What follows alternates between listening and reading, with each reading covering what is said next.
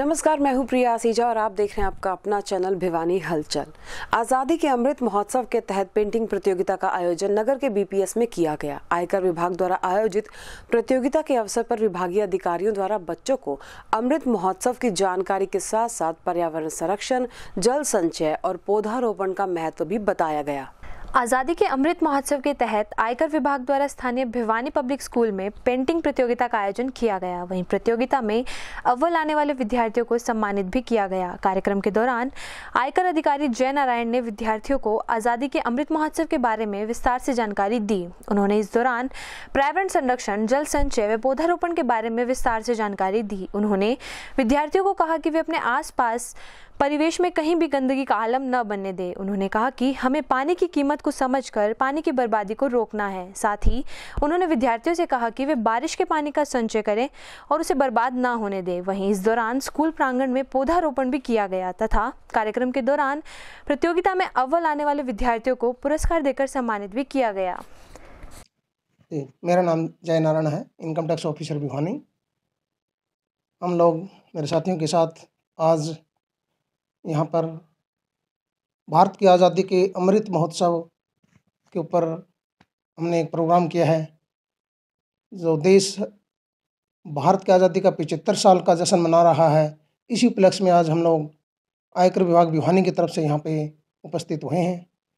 इसमें हमने अमृत महोत्सव और भारत की आज़ादी के इतिहास, सांस्कृतिक विरासत के बारे में जो देश मना रहा है जश्न, उसका ब्रीफ किया है। और भिवानी पब्लिक स्कूल में जो स्कूल मैनेजमेंट है, प्रिंसिपल साहब हैं, इनके कोऑपरेशन से एक ये गेट टुगेदर किया गया है। बच्चों को इनकम टैक्स के बारे में ब्रीफ किया गया है और आज़ादी के अमृत महोत्सव में आज़ादी के इतिहास में जो फ्रीडम फाइटर्स है, जो हमारे पूर्वजों ने संघर्ष किया, बलिदान दिए, उनको याद करने का, देश के विकास में भागीदारी को साझा करने का, आगे के लिए संकल्प करने का, ये सब विषय पर चर्चा हुई है।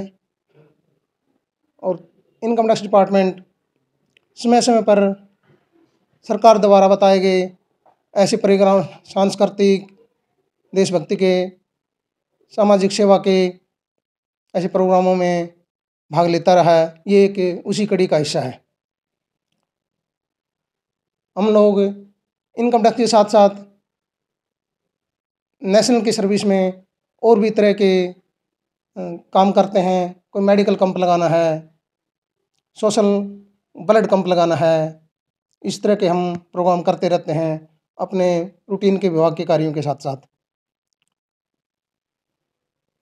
इसी श्रृंखला को जारी रखते हुए आज हम आज़ादी के अमृत महोत्सव के प्रोग्राम के साथ साथ विभाग के रूटीन के कामों के भी यहाँ पे taxation, TDS, advance tax, return भरने के बारे में जानकारी दे करके इस श्रृंखला की कंटिन्यूटी चाहते हैं। हमारे स्कूल में इनकम टैक्स की टीम आई थी। उन्होंने हमें इनकम टैक्स की जानकारी दी और हमें हमारी नॉलेज को बढ़ाया इनकम टैक्स के प्रति। और मैंने उसके अंदर पार्टिसिपेट किया था, ड्राइंग पोस्टर कंपटीशन, उसमें मेरे को सेकंड प्राइज़ मिला है। आज हमें बहुत बढ़िया लगा। उन्होंने हमें जैसे जानकारी दी, हमारी नॉलेज बढ़ाई। आज आज़ादी के अमृत महोत्सव पर हमारे स्कूल में इनकम टैक्स की टीम आई और उन्होंने हमें इनकम टैक्स के बारे में बहुत जानकारी दी, जिससे हमें बहुत ज़्यादा जानने को मिला इनकम टैक्स के बारे में और हमारी बहुत नॉलेज हुई हमें उससे। इनके द्वारा आयोजित किया हुआ पोस्टर मेकिंग कॉम्पिटिशन में पार्टिसिपेट किया, जिसमें मेरी फर्स्ट पोजीशन आई। सुनारिया, आज आज़ादी के अमृत महोत्सव के उपलब्ध में हमारे स्कूल में इनकम टैक्स ऑफिस से बहुत सारे मैनेजर्स वगैरह आए थे। उन्होंने हमें इनकम टैक्स के बारे में नॉलेज दी, जिससे हमारी इस इनकम टैक्स के बारे में काफ़ी ज्ञान बढ़ा। इससे हमें बहुत ज़्यादा नॉलेज हुई, जिससे हमें पता चला कि इनकम टैक्स बहुत इम्पोर्टेंट है हमारे देश के लिए। इन्होंने एक पोस्टर कंपटीशन रखा था जिसमें हमने पार्ट लिया था, हमारी पोजीशन आई, तो ये हमारे स्कूल में आए थे। सर, आज ये इनकम टैक्स डिपार्टमेंट भिवानी की तरफ से जो कार्यक्रम हमारे स्कूल में किया गया है, सबसे पहले तो मैं भिवानी पब्लिक स्कूल की तरफ से, मैनेजमेंट की तरफ से, इनकम टैक्स डिपार्टमेंट के जो आईटीओ हैं श्री जयनारायण जी, उनका धन्यवाद करना चाहूँगा कि इस तरह के प्रोग्राम हमारे स्कूल में आगे भी वो लोग करते रहें। तो मेन चीज़ क्या होती है कि जो आज़ादी का अमृत महोत्सव 75वां साल पूरे देश में मनाया जा रहा है, उसी के तहत ये प्रोग्राम किया गया था। इस प्रोग्राम का मेन मोटिव ये था कि बच्चों को हम इनकम टैक्स के बारे में जागरूक करें और बच्चों को देश के प्रति या बच्चों को हम बताएं कि वो देश में कैसे सेवा कर सकते हैं या बच्चे देश में किस तरह से भागीदारी दे सकते हैं, योगदान कर सकते हैं। उसी के तहत इनकम टैक्स के बारे में income tax, direct tax, indirect tax, CGST, GST complete detail जो जयनारायण जी ने हमें बताई है, बच्चों को बताई है, इस डिटेल को बच्चे अपने पेरेंट्स को बताएं और समाज में बताएं ताकि हर व्यक्ति, हर नागरिक अपने देश सेवा में अपना एक अहम योगदान दे सके। प्रदेश में बढ़ते प्रदूषण के चलते बंद पड़े खनन कार्य से खफा क्रेशर मालिक और मजदूर आज सैकड़ों की संख्या में सड़कों पर उतर आए। क्रेशर यूनियन ने सरकार को 2 दिन का अल्टीमेटम देते हुए खुद अपने क्रेशर चालू करने की बात कही और रोके जाने पर भूख हड़ताल की चेतावनी भी दी। आपको बता दें कि अक्टूबर माह में देश की राजधानी दिल्ली व NCR क्षेत्र में पर्यावरण प्रदूषण का स्तर खतरनाक हो गया था, जिसको लेकर दिल्ली सरकार ने हरियाणा, पंजाब व यूपी सरकार पर पर्यावरण दूषित करने के आरोप लगाए, जिसके बाद NGT में NCR में निर्माण व खनन कार्यों पर रोक लगाई गई। अब धीरे धीरे पर्यावरण में सुधार हुआ तो निर्माण कार्यों को तो शुरू कर दिया गया, पर भिवानी समेत चरखी दादरी व नारनौल में क्रेशर अब भी 1.5 माह से बंद पड़े हैं। इससे क्रेशर मालिकों को रोजाना लाखों रुपए का नुकसान हो रहा है। इन्हीं सब बातों को लेकर भिवानी क्रेशर यूनियन ने शहर में सड़कों पर उतरकर सरकार के खिलाफ हल्ला बोल प्रदर्शन किया, जिसमें चरखी दादरी के प्रधान भी शामिल हुए। उन्होंने कहा कि अधिकारी सरकार को गुमराह कर रहे हैं। उनका कहना है कि वो और उनके मजदूर भूखमरी की कगार पर हैं और जनता को भी निर्माण सामग्री महंगी मिल रही है। वहीं उन्होंने चेतावनी दी है कि 2 दिन तक सरकार ने क्रेशर चालू नहीं किए तो वो खुद चालू करेंगे और यदि सरकार द्वारा उन्हें फिर से बंद करवाया गया तो वो भूख हड़ताल पर बैठेंगे। प्रदेश के मजदूरों का काम बंद है, जो सुबह टिफिन लेके आते हैं, शाम को वापस घर चले जाते हैं, क्योंकि जब तक क्रेशर बजरी या रेती नहीं मिलेगी तो ये बिल्डिंग का काम भी नहीं चलेगा, रोजगार का काम भी नहीं चलेगा। हजारों लाखों मजदूर बेरोजगार हो गए हैं, जिससे हमारा काम काफ़ी प्रभावित हो रहा है, पूरा देश का निर्माण कार्य प्रभावित हो रहा है। तो हमारी देश की सरकार और प्रदेश की सरकार से ये मांग है कि हमें बेवजह NCR के मामले में, ये NCR से हमारा कोई संबंध नहीं है, क्योंकि हमारा प्रदूषण दिल्ली तक बिल्कुल नहीं जाता है। भिवानी का प्रदूषण 17 AQI है, जबकि दिल्ली का 350 है। प्रदूषण में, दिल्ली के प्रदूषण में हमारा कोई योगदान नहीं है।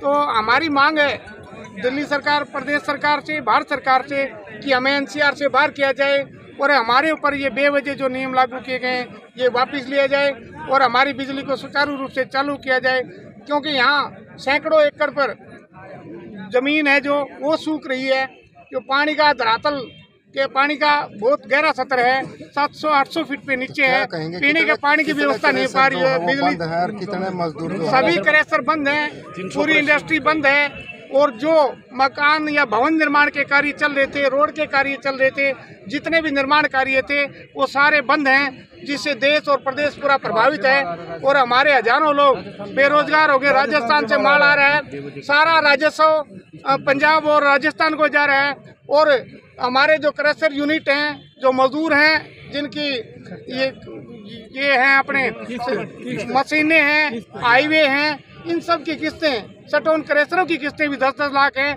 जो नहीं भर पा रहे हैं। एक पॉल्यूशन के नाम पर ठगा ठोरी हो रही है। खनन का आप किलोमीटर दिल्ली से नापी कितना है? 170। कोटपुतली है 125 किलोमीटर। कोटपुतली से मटेरियल चल के आ रहा है दिल्ली में, NCR में, उससे पॉल्यूशन नहीं होता। हमारे यहाँ से पॉल्यूशन होता है 170 किलोमीटर से। ये कहाँ का है? तो कितने दिन से कितने यूनिट बंद है? हमारे 1.5 महीने से ऊपर हो गए। सारी यूनिट है अपना, खानक बंद है, दादरी बंद है, नारनौल बंद है, 700 करीब क्रेशर होंगे तीनों दिनों में। विद्यार्थियों की समस्याओं को लेकर हमेशा सवालों के घेरे में रहने वाली CBLU का आज एक बार फिर छात्र संगठन ने घेराव किया। ABVP ने छात्रों की समस्याओं के शीघ्र समाधान न होने की सूरत में विश्वविद्यालय को ताला जड़ने की चेतावनी दी। गौरतलब है कि चौधरी बंसीलाल विश्वविद्यालय हमेशा ही विद्यार्थियों की समस्याओं को लेकर सवालों के घेरे में रहता है तथा अपनी समस्याओं के समाधान की मांगों को लेकर विद्यार्थियों द्वारा समय समय पर प्रदर्शन किए जाते हैं। इसी कड़ी में आज ABVP छात्र संगठन ने छात्रों की मांगों को लेकर चौधरी बंसीलाल विश्वविद्यालय का घेराव किया तथा साथ ही समाधान करने के लिए 1 सप्ताह का अल्टीमेटम दिया व उसके बाद विश्वविद्यालय को ताला जड़ने की चेतावनी भी दी। वहीं प्रदर्शन का नेतृत्व कर रहे जिला संयोजक आशु पालवास ने छात्रों को संबोधित करते हुए कहा कि छात्रों का रिजल्ट घोषित करवाने, परीक्षाओं से संबंधित समस्याओं को दूर करवाने, समाधान शीघ्र करवाए जाने की मांग को लेकर उन्होंने CBLU के एग्जाम कंट्रोलर को ज्ञापन सौंपा है। इस मौके पर जिला संयोजक आशु पालुवास व छात्र नेता प्रवीण गोलागढ़ ने कहा कि बहुत से विद्यार्थी ऐसे हैं जिनका रिजल्ट अभी तक घोषित नहीं किया गया है। इसके साथ ही परीक्षाओं से जुड़ी बहुत सी समस्याएं हैं जिसको लेकर विद्यार्थी बार बार अधिकारियों से मिलते हैं लेकिन समस्या का हल नहीं किया जाता। वहीं एग्जाम कंट्रोलर ने कहा कि छात्रों की इन समस्याओं के समाधान के लिए मीटिंग कर समाधान जल्द ही किया जाएगा। आज ये हमने एग्जाम ब्रांच का पुतला फूंका है क्योंकि हमने पहले भी 1-2 बार प्रदर्शन किए हैं और लिखित में भी दिया है रजिस्ट्रार साहब को, VC साहब को और कंट्रोलर साहब को, लेकिन उस चीज़ का सोल्यूशन अभी तक नहीं मिला है। MW है, रिजल्ट लेट आए हैं, बच्चे विंडो पे आते हैं, हमारी बहनें आती हैं विंडो पे, लेकिन उनको कोई सोल्यूशन नहीं दिया जाता। बार बार उनको ये बोला जाता है कि एप्लीकेशन दे दो और एप्लीकेशन कोने में टांग दी जाती है, ना ही उनका सोल्यूशन किया जाता है। और हमने पिछले 2 बार प्रदर्शन पहले भी किया लेकिन उससे कोई सोल्यूशन नहीं निकला। अब हमने आखिर में मतलब परेशान होकर हमने पुतला फूंका है और अब भी कोई कार्रवाई नहीं की ना यूनिवर्सिटी प्रशासन ने, तो हम आगे से हड़ताल के लिए बैठेंगे और ये यूनिवर्सिटी प्रशासन को पहले आगाही कर देगा। अगर कोई भी नुकसान होगा तो यूनिवर्सिटी प्रशासन जिम्मेदार होगा उस चीज़। एग्ज़ाम को लेकर जो रिजल्ट बच्चों के जो RLA और AW थे उनको लेकर हमने एग्ज़ाम कंट्रोलर का पुतला फूंका है क्योंकि बच्चों की जो समस्याएं थी वो बार बार एप्लीकेशन ले लेते हैं और उनका डायरी नंबर तो दे देते हैं लेकिन कोई भी समाधान नहीं निकलता।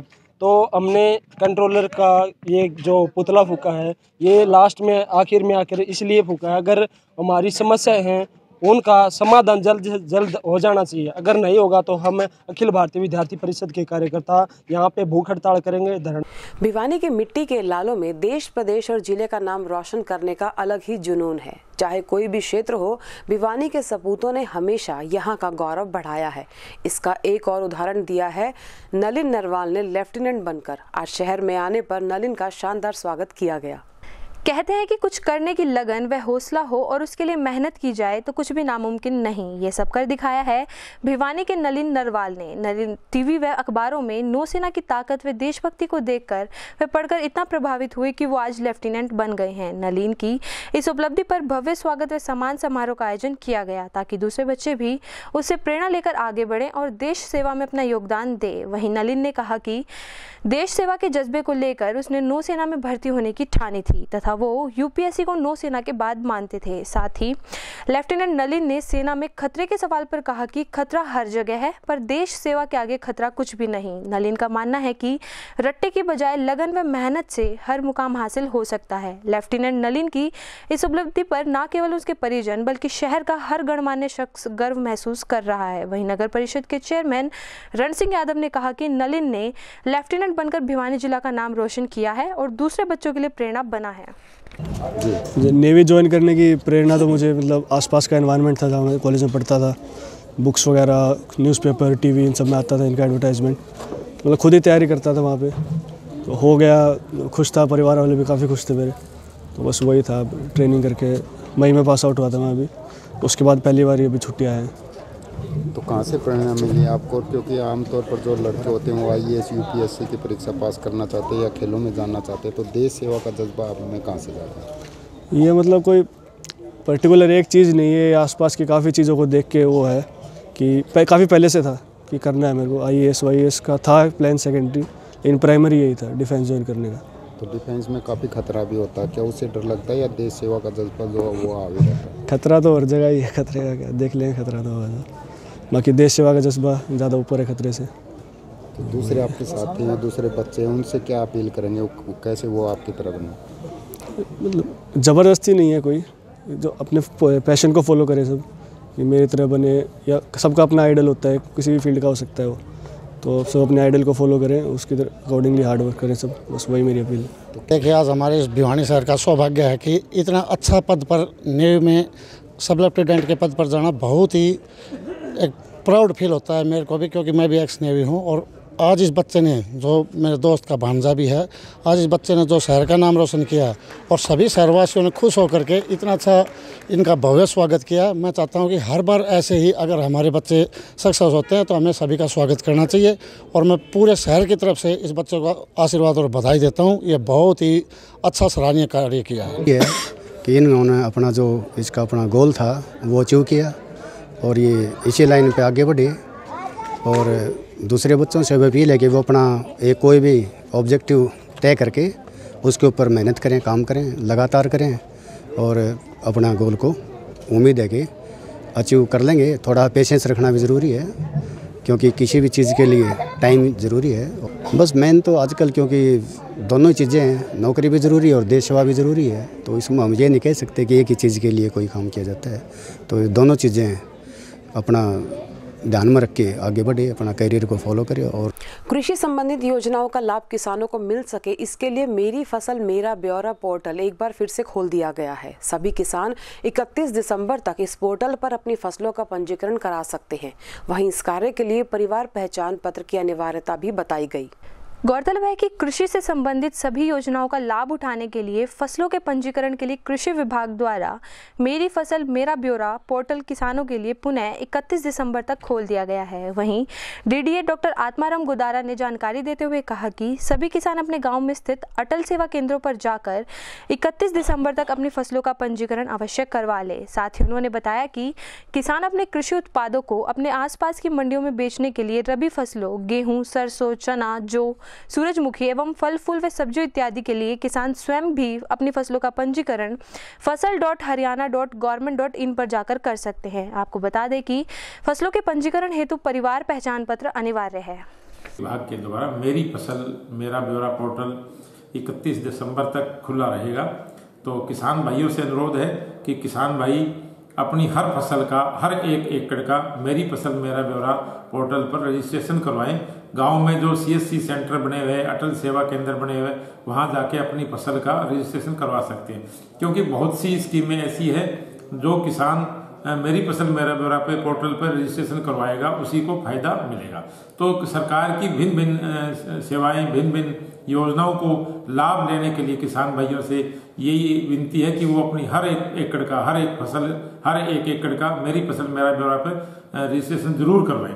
और ये 31 दिसंबर तक ही पोर्टल हमारा खुला रहेगा। 2600 मैट्रिक टन खाद हमें मिला है, जिसमें से 1900 मैट्रिक टन भिवानी के लिए, बाकी दादरी जिले के लिए है। तो लगभग हमारे पास 42,000 बैग आज हमें यूरिया खाद के मिले, जो हमने पूरे जिले में भिन्न भिन्न क्षेत्रों में, जैसे सिवानी है, लोहारू है, बहल है, सभी पैक्सों में भेज दिया है। आज जिले की सभी सरकारी दुकानें जो पैक्स बोलते हैं, जो कोऑपरेटिव सोसाइटी बोलते हैं, उन सभी में खाद मिलेगा। तो किसान भाइयों से अनुरोध है, अपनी ज़रूरत के मुताबिक आप वहाँ से किसान पैक्स से, सोसाइटी से खाद खरीद सकता है। और किसान भाइयों को एक ये भी मैं बताना चाहता हूँ कि खाद की हमारे पास कोई कमी नहीं है। अभी 2 दिन बाद में 23 तारीख को हमारे पास 600 मैट्रिक टन यानी कि लगभग 13,000 साढ़े 13,000 कट्टे हिसार से आने हैं। उसके बाद 2 दिन बाद हमारा शनिवार और इतवार तक लगभग 2600 मैट्रिक टन का रैक यूरिया खाद का NFL कंपनी का हमारे ज़िले में पहुंचने वाला है। तो इसलिए किसानों से यही विनती है कि आप यूरिया के लिए मारामारी ना करें। अपनी ज़रूरत हो, जिस हिसाब से किसान को ज़रूरत हो, जिस हिसाब से आप गेहूं में, सरसों में पानी लगा रहे हैं, फर्स्ट इरिगेशन पहली सिंचाई के साथ जो खाद देना होता है वो खाद खरीदे किसान, कोई दिक्कत नहीं है। और यूरिया की कोई कमी नहीं है हमारे जिले में। खंड शिक्षा अधिकारी आनंद शर्मा ने आज निष्ठा ट्रेनिंग कैंप का औचक निरीक्षण किया। स्थानीय राजकीय मॉडल संस्कृति स्कूल में आज इस कैंप का समापन किया गया। कोरोना काल में ऑनलाइन ट्रेनिंग से वंचित अध्यापकों के लिए ये ट्रेनिंग 8 दिन के लिए ऑफलाइन कराई गई। मंगलवार को स्थानीय सेठ किरोड़ीमल मॉडल संस्कृति राजकीय वरिष्ठ माध्यमिक विद्यालय में चल रही निष्ठा ट्रेनिंग के समापन अवसर पर खंड शिक्षा अधिकारी श्री आनंद शर्मा द्वारा औचक निरीक्षण किया गया और उन्होंने कहा कि निष्ठा ट्रेनिंग कोरोना काल में ऑनलाइन करवाई गई थी, जिसमें टेक्निकल प्रॉब्लम की वजह से अनेक अध्यापक इस ट्रेनिंग को नहीं कर पाए थे, जिसे अब पिछले 8 दिनों में ऑफलाइन करवाया गया है। इस ट्रेनिंग में अध्यापकों के समक्ष 8 मॉड्यूल रखे गए हैं, जिन पर मास्टर ट्रेनर द्वारा प्रकाश डाला गया और आए हुए सभी पीजीटी के साथ डिस्कशन भी किया गया। वहीं ट्रेनिंग के अंतिम 2 दिन करीबन 35 प्राचार्य इस ट्रेनिंग में पहुंचे और उन्होंने मास्टर ट्रेनर के साथ अपने अनुभव साझा किए। वहीं प्राचार्यों द्वारा दिए गए सुझावों को भी अपने अपने विद्यालयों में लागू करने के लिए कहा गया। ट्रेनिंग के सफल संचालन में कोऑर्डिनेटर कृष्ण यादव का योगदान सराहनीय रहा। निष्ठा नाम से ट्रेनिंग जो है हमारे हरियाणा सरकार की SCRT के द्वारा जो पैटर्न उन्होंने MPs को दिया, जो तकनीक उन्होंने बताई है 8 मॉड्यूल्स की, वो हमारे ब्रीफ डाइट के माध्यम से हमने अपने खंड के अंदर 553 जो हमारे पास पीजीटीज हैं उनको 4 भागों में बांट करके हमने उनको बुलाया और यहाँ पर जो है हमारे यहाँ मॉडल संस्कृत विद्यालय में हमने इन सबको ट्रेनिंग दी। हमारे जो यहाँ पे ट्रेनर्स हैं, मास्टर ट्रेनर, उन्होंने एक एक चीज़ के ऊपर पूरा बल दिया और सभी का जो फीडबैक है वो हमारे जो लेक्चरर्स हैं, जो हमारे पीजीटीज हैं, उन्होंने ये बताया कि वास्तव में ये जो इन सर्विस ट्रेनिंग का प्रोग्राम है इस सब के लिए बहुत ही ज़्यादा लाभकारी रहेगा। वास्तव में जो नई तकनीक, नई पेडागोजी और नए आयाम जो हमारी सरकार चाहती है इन बच्चों से, वो इन बच्चों को मिलेंगे और ये जो हमारे पीजीटीज हैं इन छात्रों को अवश्य जा कर के लाभान्वित करेंगे और इससे हमारा बढ़ेगा हरियाणा। आज हरियाणा का छात्र जो है हर वर्ग में आप देख पा रहे हैं, चाहे वो यूपीएससी के एग्ज़ाम हैं, चाहे वो आईसीएससी के एग्ज़ाम हैं, चाहे वो दूसरे हमारे पास में एग्ज़ाम हैं, सभी में बेहतर परिणाम जो है वो लेकर के आ रहे हैं। ये नई शिक्षा नीति की तरफ हमारा कदम जो है वो इसी तरह से बढ़ेगा और धीरे धीरे हम अपने हरियाणा के जितने भी बच्चे हैं उनको उस लेवल पे लेके आएंगे जो अंतर्राष्ट्रीय प्रतिस्पर्धा में वो भाग ले सकें और विजयी हो सकें। और कल यानी 20 और 21 तारीख को भिवानी ब्लॉक के सभी प्रिंसिपल्स की निष्ठा ट्रेनिंग सेठ करोड़ीमल राजकीय वरिष्ठ माध्यमिक विद्यालय भिवानी में चल रही है और इसमें जो है लीडरशिप प्रोग्राम और मोटिवेशनल प्रोग्राम और कुछ लीडरशिप के कुछ स्कूल अकाउंट्स के बारे में विस्तार से ABRC और जो डाइट प्री क्लास है जो लेक्चरर आए हुए हैं उन्होंने विस्तार से इसके बारे में चर्चा चल रही है और बताया जा रहा है। इसमें हमारे DO आनंद जी और इसके कोऑर्डिनेटर हैं जिनके तत्वाधान में ये और डॉक्टर श्री अजीत सिंह जी सोराण जी DO साहब के मार्गदर्शन में ये सारा प्रोग्राम चल रहा है। भगवा कपड़े और माथे पर तिलक लगाकर आज विश्व हिंदू परिषद और बजरंग दल ने शहर में हिंदू जन जागरण यात्रा निकाली। हिंदू धर्म के प्रति लोगों को जागरूक करते हुए परिषद और दल सदस्यों ने हमेशा हिंदुओं की रक्षा करने की बात कही। विश्व हिंदू परिषद व बजरंग दल द्वारा आज भिवानी शहर में धर्मांतरण व जिहाद के विरुद्ध हिंदू शौर्य जन जागरण यात्रा निकाली गई। इस दौरान उन्होंने भगवा कपड़े व माथे पर तिलक लगाकर शहर में हिंदू धर्म का प्रचार प्रसार किया। वहीं प्रदीप बंसल व वरुण बजरंगी ने कहा कि हिंदुओं की रक्षा के लिए विश्व हिंदू परिषद व बजरंग दल हर समय तैयार है। उन्होंने कहा कि आज बड़ी संख्या में दोनों दलों ने मिलकर पूरे शहर में यात्रा निकाली है। आपको बता दें कि यह यात्रा शहर के प्रेक्षा विहार से शुरू होकर पूरे शहर में घूमेगी। वह हिंदुओं का आह्वान करेगी, उन्हें किसी से भी डरने की जरूरत नहीं है। आज ये भिवानी शहर में विश्व हिंदू परिषद और बजरंग दल द्वारा एक हिंदू जन जागरण शौर्य यात्रा का प्रारंभ किया जा रहा है। ये अभी आधे घंटे में यहाँ प्रेक्षा विहार से कार्यक्रम शुरू होगा, जिसमें हमारे बजरंग दल और विश्व हिंदू परिषद के पूरे जिले भर से लगभग 1000 कार्यकर्ता आए हुए हैं। सभी ने अपना भगवा दुपट्टा डाला हुआ है जिसपे बजरंग दल और विश्व हिंदू परिषद की पहचान है। माथे में तिलक लगाया है और सभी भगवा ध्वज लेकर और पूरे शहर के अंदर अपना पथ संचलन करेंगे, जिससे हिंदू जनमानस के प्रति ये भावना पैदा हो कि हमारा विश्व हिंदू परिषद और बजरंग दल के कार्यकर्ता समय समय पर हिंदू धर्म की रक्षा के लिए, हिंदू धर्म के जन जागरण के लिए कितना भव्य आयोजन कर रहे हैं। क्योंकि आजकल देश के अंदर जितना हिंदू जागृत होगा, जितना हिंदू संगठित होगा, उतना ही देश के लिए हितकारी है, लाभदायक है। आज भिवानी के अंदर धर्म परिवर्तन और जिहाद के खिलाफ एकजुट हो रहे हैं हिंदू, और उसको लेकर हिंदू शौर्य जन जागरण यात्रा है। हमारा मकसद हिंदुओं को जागरूक करना है। जो जिहाद के नाम पर इतना जिहाद फैलाया जा रहा है, नाम जिहाद, ज़मीन जिहाद, खाना जिहाद और धर्म परिवर्तन, लोभ लालच देकर भोले वाले हिंदुओं को पैसों के लालच देकर उनको भला बुझाकर उनका धर्म परिवर्तन किया जा रहा है, उसके खिलाफ आज हम एकजुट हो रहे हैं। और भिवानी के अंदर हम धर्म परिवर्तन बिल्कुल नहीं होने देंगे और ना ही जिहाद होने देंगे। हाल ही में एक निजी होटल में हुई रवि नामक युवक की मौत के मामले को लेकर आज मृतक के परिजनों ने लघु सचिवालय के बाहर प्रदर्शन किया। मृतक के परिजनों ने पुलिस अधीक्षक को ज्ञापन सौंपकर निष्पक्ष जांच की मांग करते हुए न्याय की गुहार लगाई। 12 दिसंबर को एक निजी होटल पर हुई कहासुनी के बाद पिकअप गाड़ी चालक द्वारा साजिश के तहत रवि को मृत्यु के घाट उतारा गया। यह कहना था मृतक के भाई अमित का। वहीं अमित ने बताया कि कहासुनी होने के बाद पिकअप गाड़ी चालक ने युवक को 500 मीटर दूर तक घसीटते हुए ट्रक में टक्कर मारी, जिसके चलते उसके भाई की मृत्यु हो गई। साथ ही उनका कहना है कि उसके भाई की मृत्यु को सड़क हादसा दिखाने की कोशिश की गई है, जिससे रवि के हत्यारे खुलेआम शहर में घूम रहे हैं। इसी कड़ी में आज न्याय की मांग को लेकर रवि के परिजनों द्वारा स्थानीय लघु सचिवालय के सामने प्रदर्शन किया गया व एसपी को ज्ञापन सौंपकर न्याय की गुहार लगाई गई और सीआई से इसकी जांच करवाई जाने की मांग भी की गई। कदम हॉस्पिटल में आ जा, मैं कदम हॉस्पिटल में गया तो मेरा भाई मुझे डेड मिला। वहाँ से वो बॉडी निकाल रहे थे। वहाँ से इनके पास 2 गाड़ी थी, उसमें 6-7 गुंडे टाइप के थे। मेरे को नहीं पता, मेरी भाई की डेड बॉडी देख के मैं होश सब खो बैठा था। फिर ये सिविल हॉस्पिटल में बॉडी ले गए, उधर डॉक्टरों ने मृत घोषित कर दिया। डेड तो तुरंत ही हो गया था वहाँ पे। फिर पुलिस ने एक ड्राइवर को पकड़ा है, उसी पे केस बना के वही सब कुछ दिखा दिया कि इसी का ये एक ग्रुप बैठा हुआ था उस टाइम 12-13 लोगों का टिटानी होटल में, ताऊ का ढाबा वहाँ पे बैठा हुआ था। उन्होंने हत्या की है और उसको एक्सीडेंट दिखाने की कोशिश की है और इसमें सब कुछ एक षड्यंत्र के तहत एक ड्राइवर पे ही मंड दिया। पुलिस ने 13 लोगों में से अभी तक बस एक ही गिरफ्तार किया और किसी को नहीं हुआ। और इसी के साथ दीजिए हमारी पूरी टीम को इजाजत। बने रहिए भिवानी हलचल के साथ।